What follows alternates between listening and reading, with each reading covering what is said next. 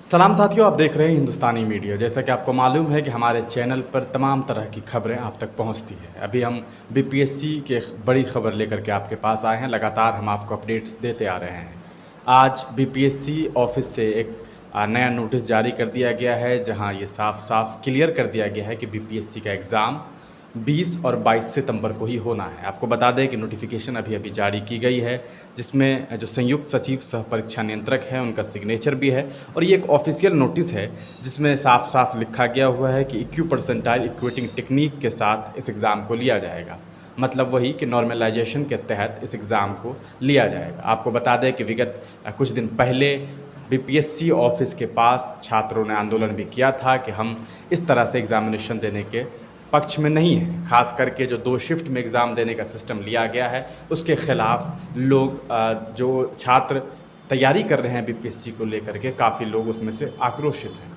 ऐसे में जिस तरह की खबरें अब सामने आई है वो ये है कि 20 और 22 तारीख को पेपर होना है। एक मंगलवार और 22 गुरुवार को इस पेपर को लेने की पूरी तैयारी लगभग कर ली गई है। यही वजह है कि ये ऑफिशियल लेटर अभी जारी कर दिया गया है। मैं आपको स्क्रीन में दिखाने की कोशिश कर रहा हूँ, आप देख पा रहे होंगे। हालांकि मैं इसे डिस्प्ले पर भी आपको दिखाऊंगा। अब बात करेंगे कि आखिर एग्ज़ाम होता है तो क्या होगा, नहीं होता है तब क्या होगा। सबसे पहली बात तो हम ये कहेंगे कि कल 31 तारीख को जो छात्र नेता है दिलीप कुमार, उनके आह्वान पर पटना में जो बीपीएससी ऑफिस है वहाँ छात्र पहुँचने जा रहे हैं। वहाँ एक आंदोलन होने वाला है, जिस आंदोलन का जो मेन मकसद है, जो मेन मोटो है, वो ये है कि 2 शिफ्ट में पेपर ना हो और जो नॉर्मलाइजेशन सिस्टम है वो कहीं ना कहीं ख़त्म कर दी जाए, क्योंकि ये एक नया कह सकते हैं कि प्रयोग है बीपीएससी के बच्चों पे।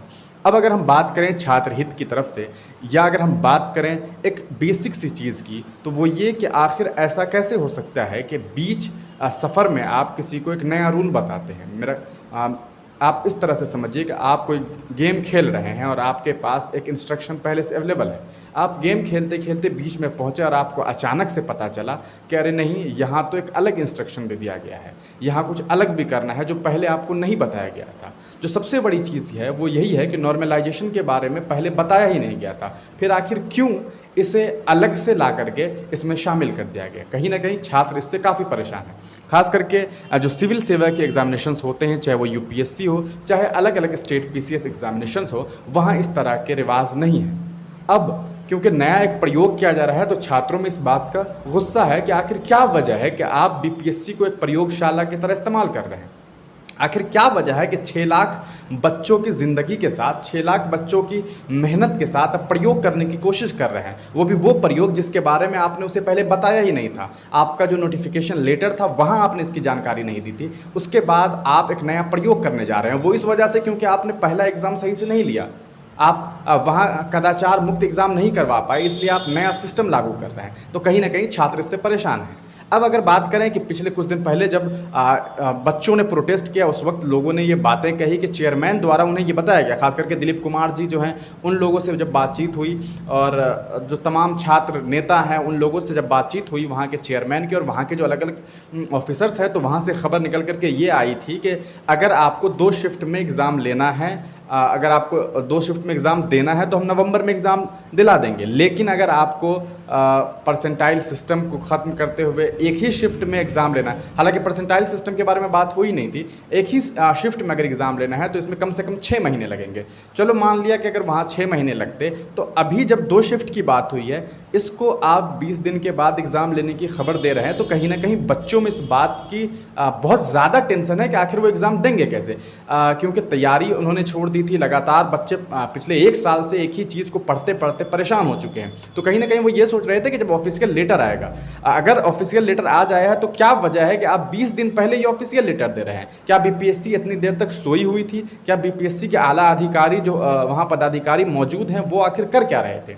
तो कहीं ना कहीं जो सिस्टम अपना रहा है बीपीएससी, कहीं ना कहीं जो बीपीएससी करना चाह रही है वो बच्चों के समझ से परे है। जो लोग भी तैयारी कर रहे हैं, जो लोग बीपीएससी 67 देना चाह रहे हैं, वो काफ़ी परेशान है। हालांकि दैनिक भास्कर ने एक रिपोर्ट अभी हाल ही में छापी थी कि 13 तारीख को एडमिट कार्ड रिलीज़ होना शुरू हो जाएगा। तो अब कहीं ना कहीं ऐसा लग रहा है कि जो दैनिक भास्कर के सोर्सेस थे वो सही हो सकते थे, क्योंकि जिस तरह से 13 तारीख 20 और 22 को एग्ज़ाम देने की बात है, तो हो सकता है कि एक सप्ताह पहले आपको एडमिट कार्ड दे दिया जाए।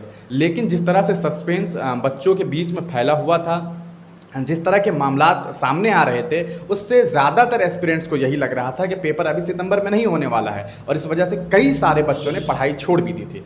अब चूँकि दिलीप कुमार जो कि एक छात्र नेता है, मैं आपको आगे उनकी वीडियो भी सुनाऊंगा और दिखाऊंगा कि आखिर वो क्या कुछ कह रहे हैं इस एग्जामिनेशंस के बारे में, और ख़ास करके जो इसमें जो परसेंटाइल सिस्टम लिया गया है, और ख़ासकर 2 शिफ्ट, क्योंकि जो 2 शिफ्ट सिस्टम है एग्जामिनेशंस का, इसको लेकर के वो काफ़ी परेशान है, और बार बार जो उनका आंदोलन का जो मेन मोटो है वो यही है कि इसे 1 शिफ्ट में करवाया जाए और 1 डे एग्जामिनेशन हो, 2 दिनों की बात नहीं। उनका ये कहना है कि इसकी वजह से कहीं ना कहीं कदाचार मुक्त एग्ज़ाम नहीं होगा और फिर एक दफ़ा धांधली होगी। हमें आप कॉमेंट बॉक्स में ज़रूर बताएं कि आखिर आप इसके बारे में क्या सोचते हैं। क्या आपको इस बात का अंदेशा था कि सितंबर में ही एग्जामिनेशन होने वाला है?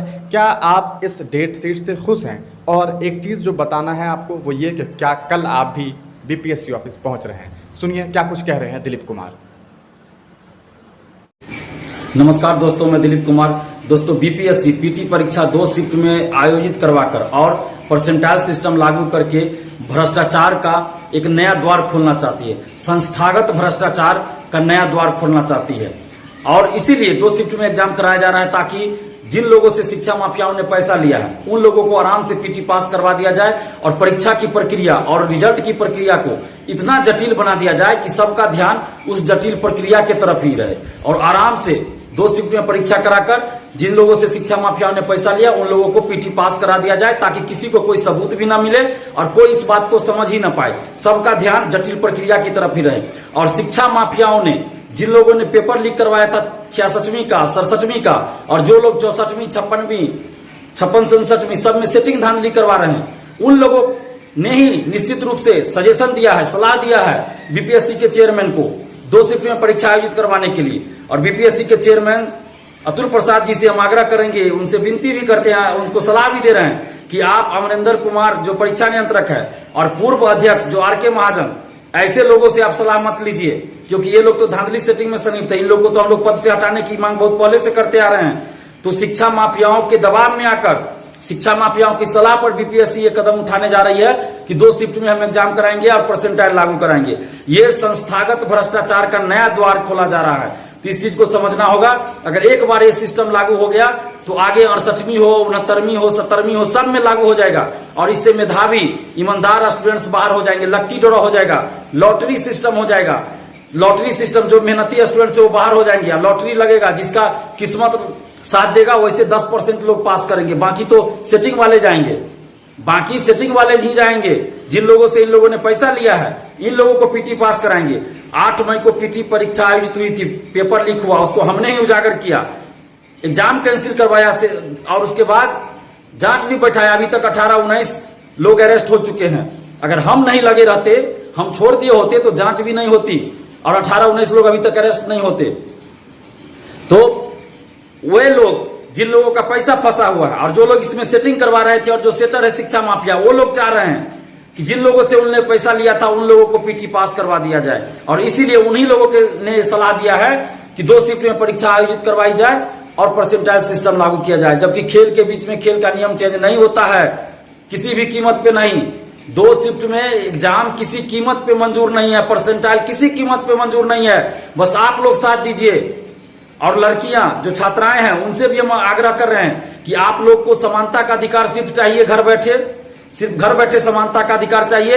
35% आरक्षण का सिर्फ लाभ लीजिएगा। और अभी जो परसेंटाइल सिस्टम लागू होगा और ये जो 2 शिफ्ट में एग्जाम होगा, क्या इससे सिर्फ लड़कों को नुकसान होगा? लड़कियों को भी नुकसान होगा। तो आप लोग जब समानता का अधिकार चाहिए और 35% आरक्षण का लाभ आप लोग उठा रहे थे, कम से कम आंदोलन में आप लोग आइए। तो 26 तारीख को मात्र 6 से 7 लड़कियां थी। तो ये कितने दुख की बात है। आप लोग सिर्फ घर बैठे अधिकार चाहते हैं। तो जितनी भी लड़कियां हैं, छात्राएं हैं, उनसे भी आग्रह कर रहे हैं कि आप लोग 31 अगस्त को यानी कि कल सुबह 11 बजे बीपीएससी ऑफिस आइए और आप दिखा दीजिए कि आप भी लड़कों से कम नहीं हैं और आंदोलन में शामिल होइए। और देखिए निश्चित रूप से हम लोग जीतेंगे। और जितने भी बीपीएससी अभ्यर्थी हैं, चाहे वो लड़का हो या लड़की, छात्र हो या छात्राएं, सबको आना है।